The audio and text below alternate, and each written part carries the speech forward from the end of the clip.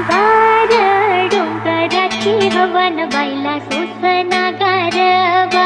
गार डोंगराची हवन बाईला सोसना गारवा. हळदी कुंकू घेऊन हाती आंबा बाईला येणं किती. हळदी कुंकू घेऊन हाती आंबा